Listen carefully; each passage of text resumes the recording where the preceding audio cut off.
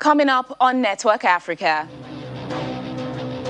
South Africa's jailed former President Jacob Zuma admitted in hospital for routine checkup. 30 people killed by suspected jihadists in Burkina Faso. Plus,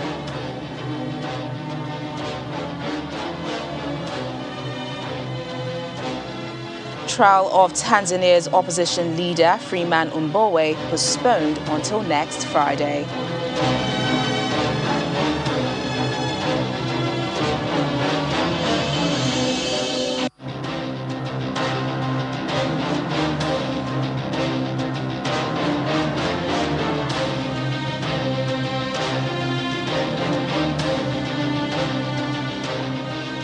Hello and welcome to the program. I'm Tenyola Shoboale. South Africa's jailed former President Jacob Zuma has been admitted to hospital less than a week before he's due in court on further charges of corruption.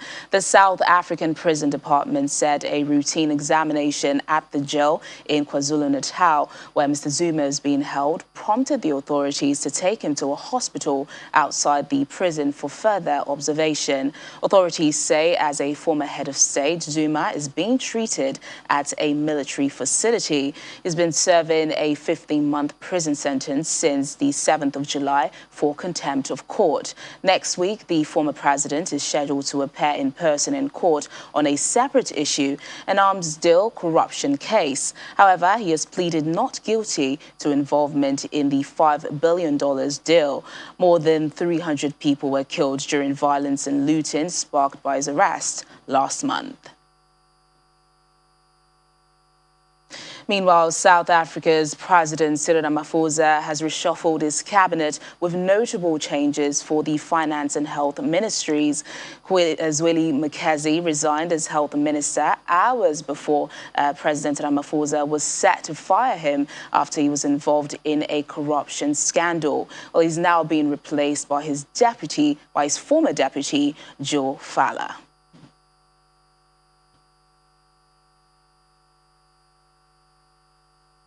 And in North Africa, Tunisian President Kais Saied continues to implement a range of exceptional measures in his country, the latest being the sacking of more regional governors. The senior officials in Monastir, Medellin and Jigaon were all dismissed, and this followed the recent sacking of the governor of Sfax. Late last month, the president sacked Tunisia's Prime Minister, Ichem Mechechi, and suspended parliament. And this led his opponents to accuse him of staging a coup. But his actions have been largely welcomed by a public that has been deeply disillusionized by the performance of the country's political parties.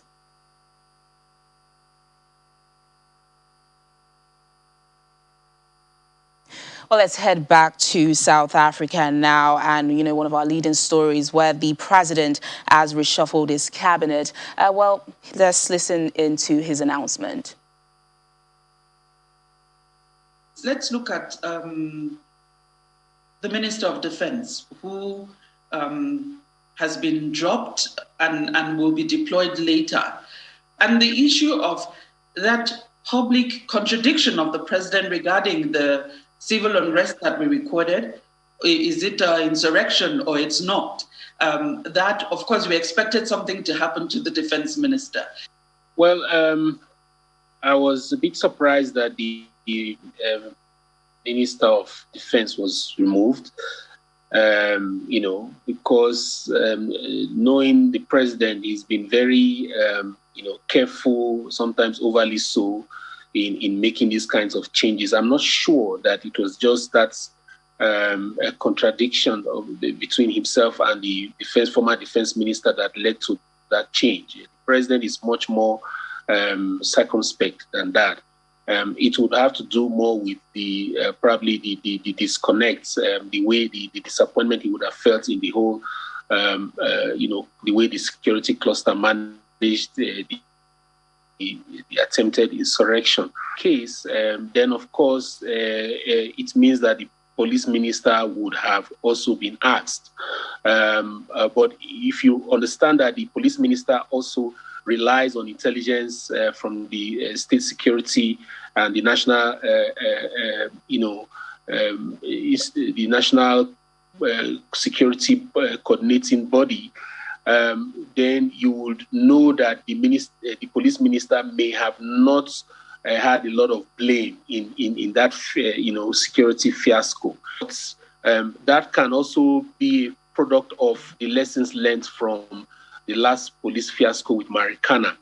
Okay, so that's one reason. And then another reason probably for leaving the police minister was the fact that you have the former president Zuma in prison from KwaZulu-Natal.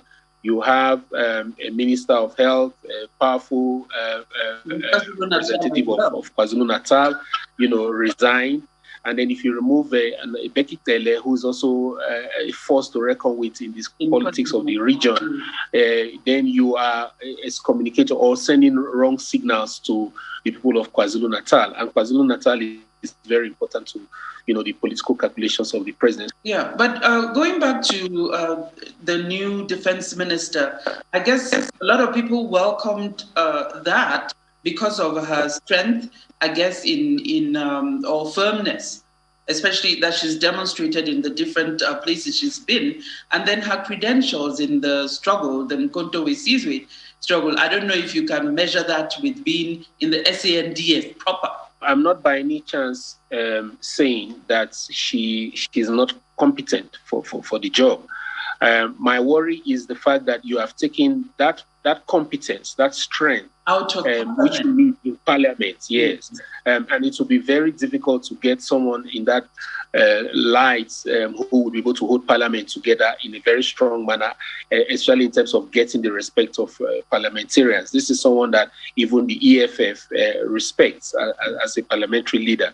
Generally, I know you had talked about messaging, strength in messaging of the president. Looking at the Ramaphosa presidency now, do you think that had enough bite? The point is that this is a midterm reshuffle, and remember also that the president also has elections coming. He has to win a re-election in the party conference, next year.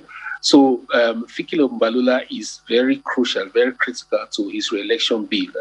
Again, this is part of the problem of the politics of re-election in Africa generally. And this is not, really not unique to Africa, because even in developed democracies, you see where controversial appointments are retained because of their political value, the political capital they carry in getting the president re-elected. So it's generally a politics of re-election. Well, that was an interview by our South Africa Bureau Chief, Betty Dibia, speaking to Professor Chris Isike, who's the president of the African Association of Political Science, on his thoughts on the cabinet reshuffle. Moving on now to security matters. At least 30 people have been killed by suspected jihadists in Burkina Faso.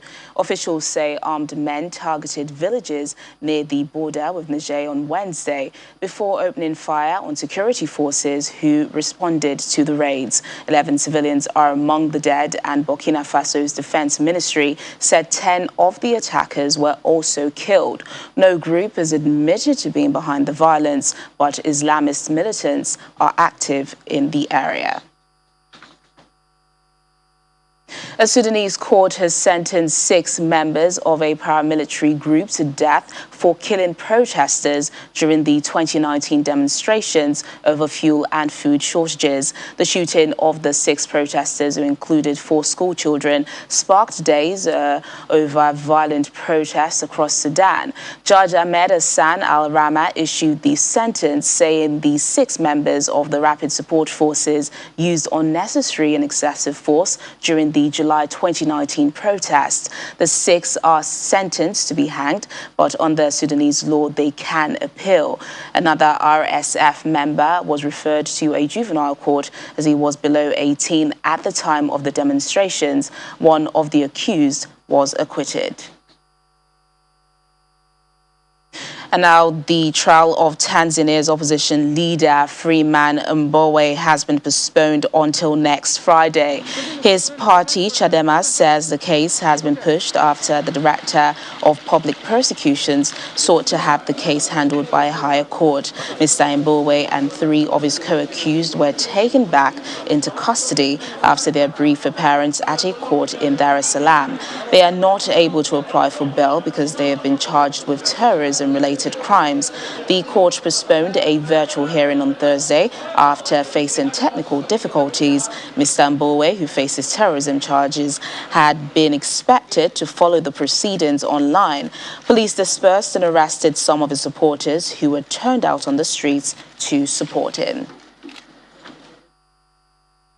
And rebels from Ethiopia's Tigray region have rejected calls by the United States to leave neighboring regions a day after they seized a UN World Heritage Site in Amhara State. There were no reports of fighting, but some residents fled. The United States is also appealing to the rebels to respect and protect Lalibela's cultural heritage. On Thursday, Tigrayan forces took over control of the town of Lalibela with its rock-hewn churches, which is of great importance to Ethiopia's Orthodox Christians. According to eyewitness reports, residents of Lalibela say they saw hundreds of armed men speaking Tigrinya, the language of ethnic Tigrayans, walking through the town. Lalibela's famed rock-cut churches are a United Nations World Heritage Site.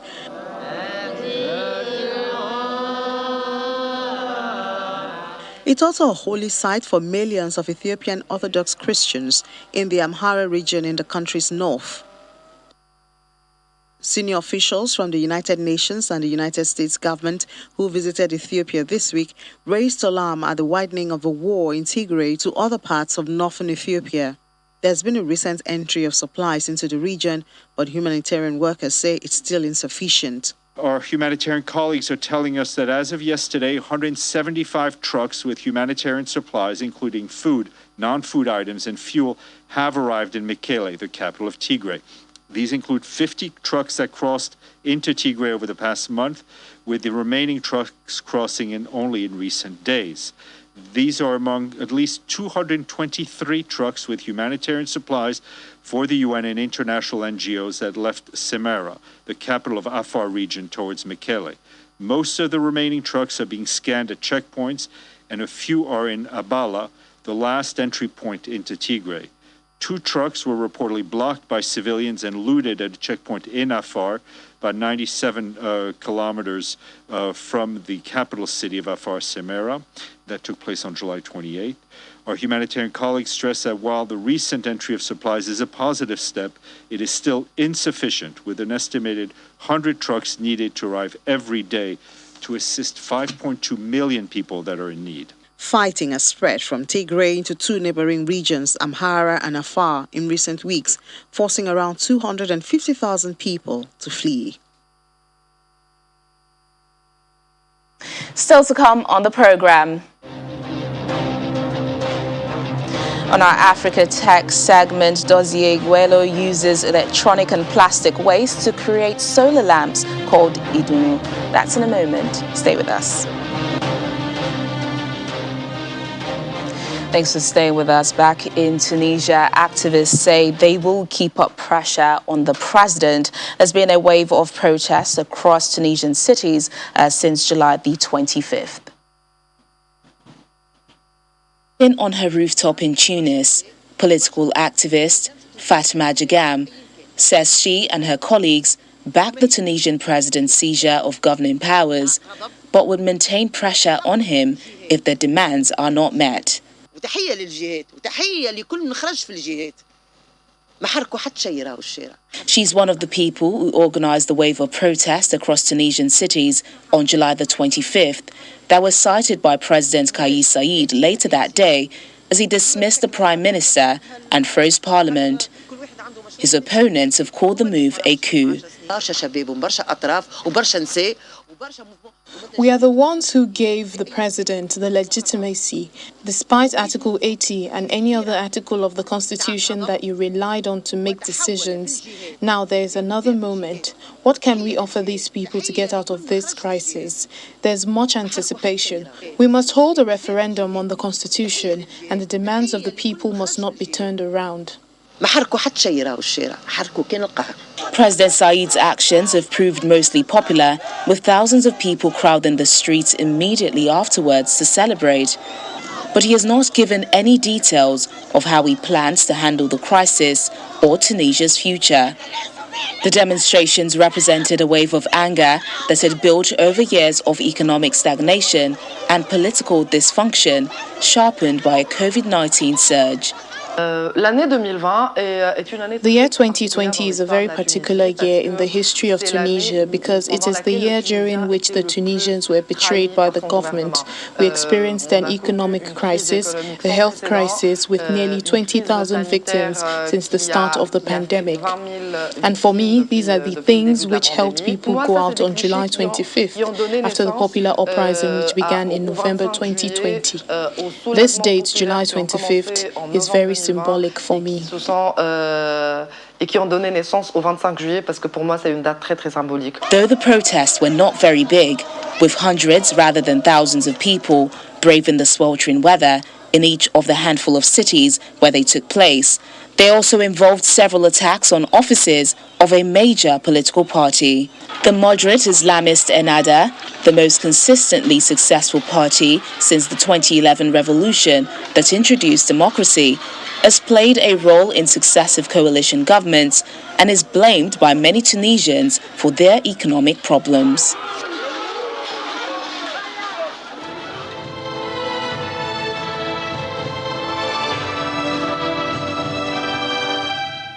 Some updates from the COVID-19 pandemic now. The World Health Organization says coronavirus-related deaths in Africa reached a record peak in the week ending August the 1st, as more than 6,400 deaths were recorded.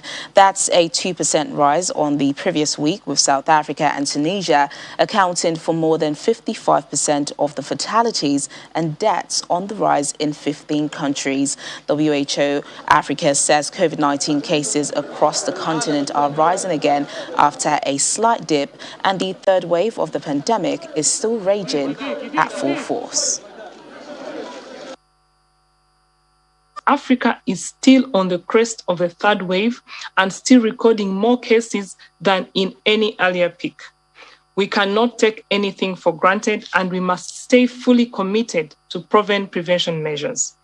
Tragically, deaths in Africa reached a record peak this week, with over 6,400 deaths recorded. The third wave of the COVID-19 pandemic in Africa is still raging at full force. After a slight dip in cases last week, COVID-19 cases are surging again, rising by 19% to nearly over 278,000 this last week.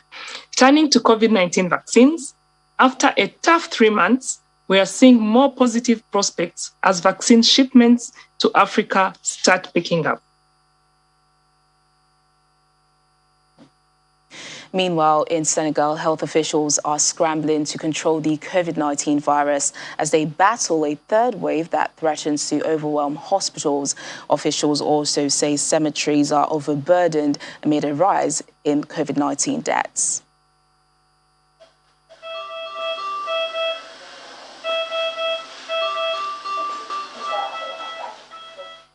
At Dalal Jem Hospital in the Senegalese capital Dakar, only the sound of a ventilator and beeps from a monitor indicate that the pregnant woman in intensive care is still alive.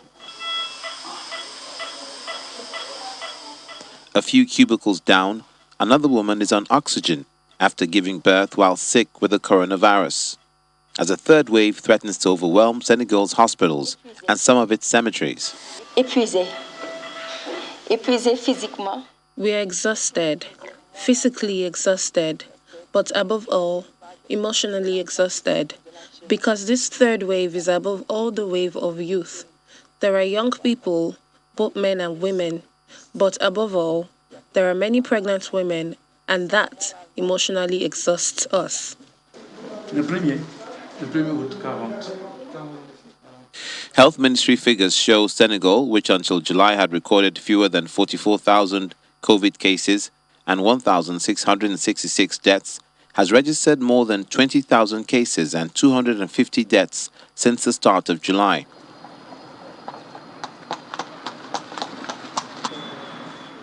A short drive from the hospital, gravediggers at a Catholic cemetery are struggling to keep up with the number of burials.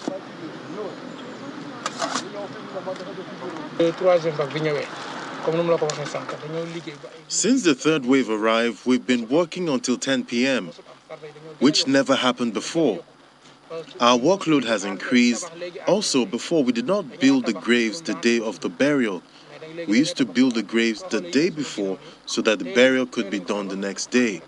But if you look at the one behind me, we built it today and buried it today. And the West African nation is not alone.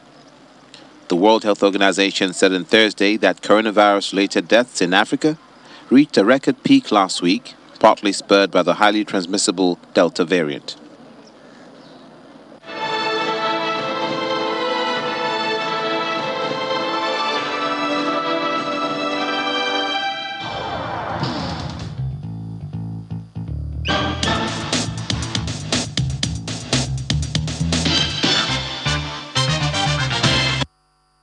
Welcome to our Africa Tech segment. Dozie Iguelo is using electronic and plastic waste to create solar lamps called Idunu for hospitals and families in rural and peri-urban communities. By recycling waste value is not only solving an environmental problem, but also providing electricity. Take a look. Every year, the world produces as much as 50 million tons of electronic and electrical waste, weighing more than all of the commercial airlines ever made. And according to the United Nations Environment Programme, only 20% of this is formally recycled. Electronic waste is one of the fastest growing types of waste in some parts of the world. And to help address this problem, Dozie Iguelo, founder of Quadlup, is harnessing waste by building sustainable systems and solar lanterns. We are looking at solving a problem that has to do with poor power distribution in rural and peri-urban areas, as well as problem that has to do with the rise of electronic waste and plastic waste. Because we in recent times we see that old electronics has been causing so much menace in the environment.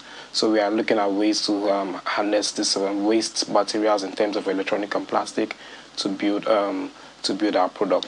Every month, tons of electronic and electrical equipment are dumped in Nigeria with really no solution for the electronic waste, which is why Dozie is leveraging waste to value. He started out in 2016, and after searching for ways to use electronic hardware to solve this environmental problem, he came up with his first solution called Bliss, and then evolved it to Idunu. Bliss is a portable solar lantern that provides you with just lightning, right? Because we realize that a lot of people still use dirty sources to light up their homes, kerosene lanterns, and this other local one called Atupa. So we understand that, okay, this can be done because we have so much abundance of light. So we decided to just put some few circuits, LED batteries, and solar system, a solar panel to enable it to charge. But in 2020, we started developing on that particular product to see how we could come up with something more appealing to the market, because we understand from the use cases that we got, people prefer to have a bit more than just having lightning, right? So we actually saw the fact that there's a need for us to actually embed a USB port to the product. Dozie collects electronic waste from companies, tests their durability, which he then uses to build the lamps. The waste material that we leverage is called an 8650 lithium-ion battery. So these batteries are gotten from waste materials in terms of laptops, old laptop batteries. So we recycle them. We take them through some processes. We test them, test the internal resistance, make sure that these guys can still deliver for smaller power system. Because for a battery that doesn't really back up so much for your laptop, right, there's still some lifespan in there. that we harness to build this product. E-waste not only pose a challenge to the environment, but also to human health, as they contain hazardous fractions that can be fatal. Recycling such parts into eco-friendly solutions like Idunu will help reduce the impact on the environment while also solving the problem of electricity.